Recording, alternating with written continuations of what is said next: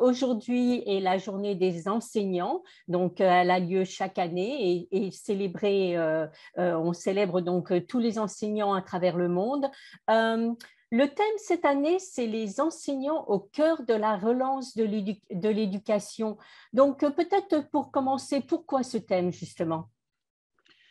Ce thème parce que les enseignants sont des acteurs majeurs et pour la relance de l'éducation, l'année académique qui démarre, mais également parce que même avant la pandémie, nous avions des défis auxquels les enseignants faisaient face et auxquels la communauté internationale faisait face. Donc, il fallait rappeler que les enseignants restent les éléments ou l'acteur majeur dans la qualité de l'éducation, dans l'équité et l'inclusion, et donc au niveau de l'avancement de l'ODD 4, donc l'objectif de développement durable 4 lié à l'éducation. Et justement, quels sont les défis auxquels les enseignants sont confrontés aujourd'hui? Je dirais qu'il y a des défis qui sont liés à la crise du Covid, mais il y a aussi des défis structurels. Quand on parle des défis liés à la pandémie, tout d'abord, bien sûr, il y a toute la question des pertes d'apprentissage. Nous avons toutes les preuves et les recherches le montrent que les pertes d'apprentissage sont énormes, mais ne sont pas égalitaires. Et donc, ce sont les personnes les plus défavorisées qui sont affectées par qui sont affectées par les pertes d'apprentissage. Donc, les enseignants, dans la phase de relance, ont un rôle majeur de récupérer, de s'assurer que les élèves reprennent, je dirais, leur enseignement et leur apprentissage et que les pertes qui ont été enregistrées sont résorbées ou au moins atténuées. Donc ça, ce sont des problèmes, je dirais, liés à l'ouverture, liés à la pandémie. Il y a aussi d'autres problèmes qui sont autour de la gestion du bien-être des apprenants, des relations avec les familles, avec la communauté. Donc, les enseignants sont attendus également, pas uniquement sur l'aspect, je dirais, apprentissage ou enseignement-apprentissage, mais également sur les aspects du bien-être, de l'affectif et donc de la relation avec la communauté et la société. Ça, c'est un premier volet qui est lié au Covid. Mais quand on pose, je dirais, la perspective d'une manière un peu plus large, nous avions des problèmes structurels auxquels les enseignants vont faire face dans cette phase de relance, qui sont tout d'abord le manque d'enseignants au niveau international et notamment en Afrique subsaharienne, nous avons un manque d'enseignants, un manque d'enseignants en termes de nombre, mais également un manque d'enseignants en termes de qualité, donc des enseignants qui sont qualifiés et qui peuvent améliorer la qualité de l'apprentissage et l'atteinte de l'objectif de développement durable 4. Donc il y a cette dimension, je dirais, quantitative, mais il y a également une dimension qualitative auquel il faut faire face. Et ensuite, nous avons aussi des données qui montrent que les enseignants ne sont pas formés dans une perspective d'apprentissage tout au long de la vie. Nous l'avons vu au niveau des compétences numériques.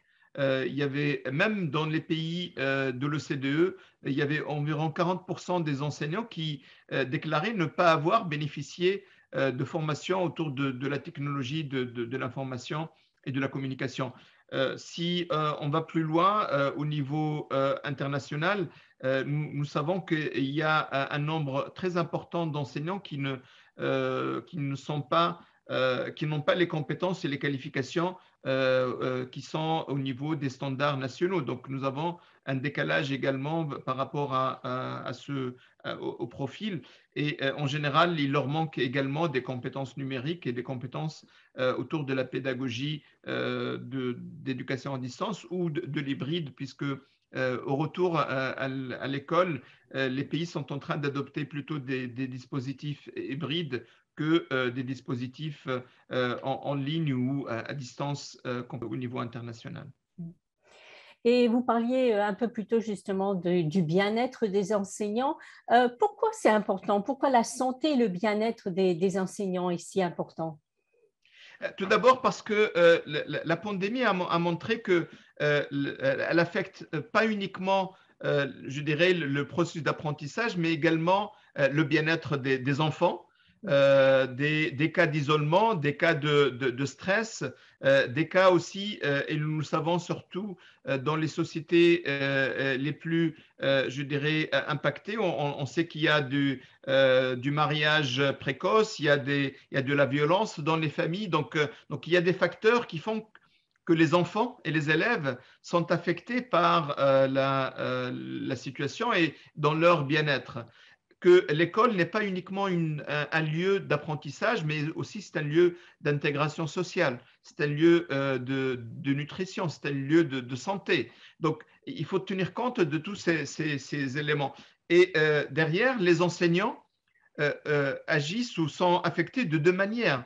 D'une part, ils doivent accompagner les élèves dans leur bien-être et s'occuper du bien-être de leurs apprenants, parfois même des familles, de leur communauté, mais aussi eux-mêmes, ils sont affectés puisqu'ils sont affectés dans leur isolement. Ça peut être au niveau social, ça peut être aussi du stress à cause du manque de compétences. C'est aussi le stress lié au Covid et les enseignants ont été quand même en première ligne puisque certains ont continué à enseigner.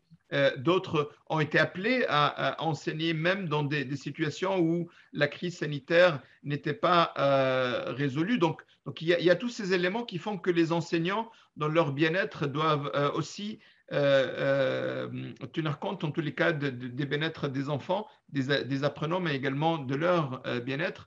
Et d'après nos données, certains pays ont mis en place des dispositifs d'accompagnement des enseignants, des dispositifs de formation des enseignants autour des questions du bien-être. Et je pense que c'est un élément qui va devenir structurel. Je pense que jusqu'à la crise, nous n'avions pas donné assez d'importance à cette dimension-là, mais c'est une dimension qui va continuer à être présente parce que malheureusement, les crises ne vont pas disparaître. Nous vivons et nous continuons à vivre une crise sanitaire, mais des crises environnementales, nous attendions. Et nous le savons, ça peut être localisé, mais ça peut être aussi international. Des crises liées à des situations de politique ou des crises liées au conflit. Donc, ces crises, elles sont multiples et les enseignants et les apprenants doivent intégrer la dimension du bien-être et les politiques également dans les dispositifs qui sont mis en place, dans le curricula, mais également dans la formation des enseignants et leur préparation. Oui, justement, donc vous parlez de ce qu'il faut faire justement pour aider ces enseignants. Donc, qu'est-ce qui est déjà mis sur place pour aider ces enseignants et qu'est-ce qui reste à faire vraiment? Alors, tout d'abord, la situation, elle n'est pas la même dans différents contextes. Mais d'après nos données, nous avons un nombre assez important de pays qui ont mis en place des dispositifs d'accompagnement des enseignants. Par exemple, des formations. Des formations liées au numérique, à la pédagogie à distance, mais également au bien-être et d'autres dimensions. Par exemple, des centres d'accompagnement des enseignants.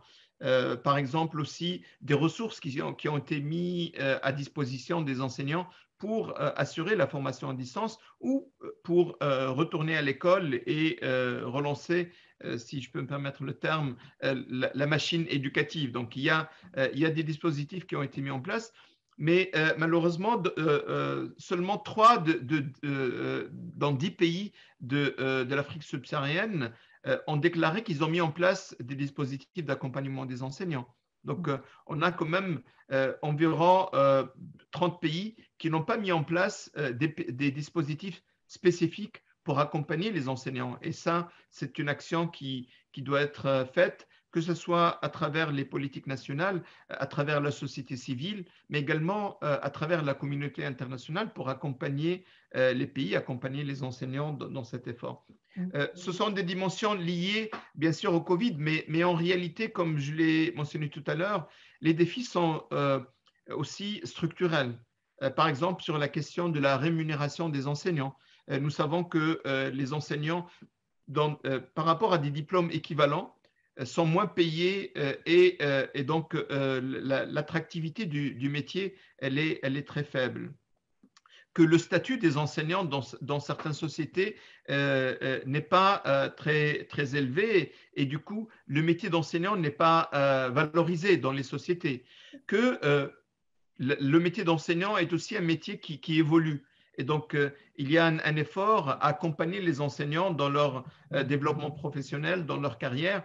Et encore une fois, les dispositifs varient, la qualité des dispositifs varie. Donc, l'UNESCO appelle d'une part au niveau immédiat de mettre en place des dispositifs d'accompagnement des enseignants pour la relance de l'éducation autour de la primauté en termes de vaccination, la primauté en termes d'accompagnement de leur bien-être, mais également de formation et d'accompagnement professionnel. Ça, c'est par rapport au Covid, mais par rapport à la question plus structurelle, tout d'abord, nous mettons en place toutes les analyses pour identifier quels sont les besoins et quelles sont les actions politiques qui sont à mettre en œuvre, mais également nous mettons en place et nous avons lancé une initiative qui s'appelle en anglais Global Teacher Campus, donc le campus international des enseignants qui vise à équiper les enseignants avec les compétences numériques, les compétences pédagogiques et surtout les compétences des dispositifs en hybride. Donc, ce sont des actions et au niveau, je dirais, système et politique, mais également au niveau des développements des capacités. Monsieur Chakroun, vous auriez un dernier message en cette journée? Absolument. Je pense que tout d'abord, il faut célébrer, il faut bien sûr reconnaître le rôle de l'enseignant. Je voudrais juste me référer à Victor Hugo qui disait « Les maîtres d'école sont les jardiniers en intelligence humaine ». Et face à l'intelligence artificielle, nous devons célébrer l'intelligence humaine et les jardiniers de cette intelligence. Merci.